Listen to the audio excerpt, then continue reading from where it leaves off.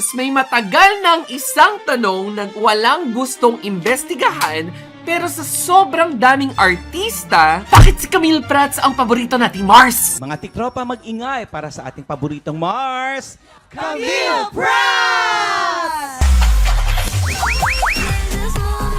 Sino ang pumili, no? May botohan ba nangyari? At kung siya ang favorite, no? Sino ang least favorite? Huwag niyo sagutin, no? May kontrata ako, no?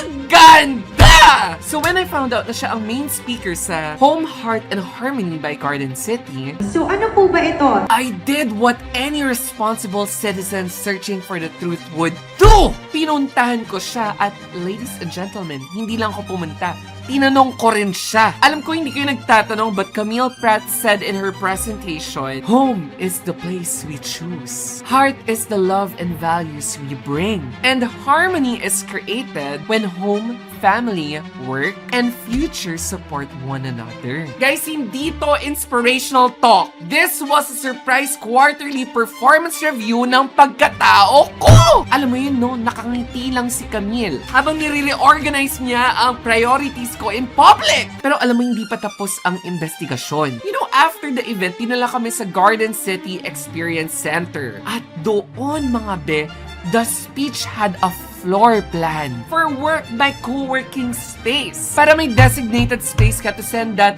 gentle follow-up email. Kahit wala ka namang gentle nararamdaman, no? For help, no? May gym. May jogging pad, may outdoor pool at heated lap pool. Kung saan pwede mong sabihin, no? Monday na talaga. Monday na talaga ako magsisimula. And for families, no, may playroom, outdoor playground, kiddie pool, barbecue pits, at you guys may KTV room. Kung saan, no, pwede mong i-convert ang unresolved issues into Regine Velasquez songs, no? Ang ganda! You know, Garden City is a nature-inspired residential development currently under construction sa Bacoor City. And finally, no, nasagot na ang pinaka-importanting tanong. Bakit si Camille Prats ang paborito nating Mars? You know, because she can say 3 simple words. Say it with me.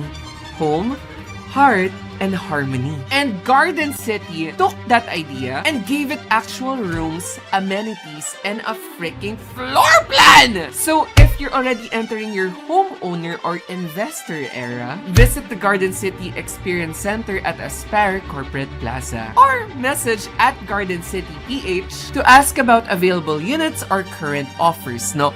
Ang ganda! Like and follow for more.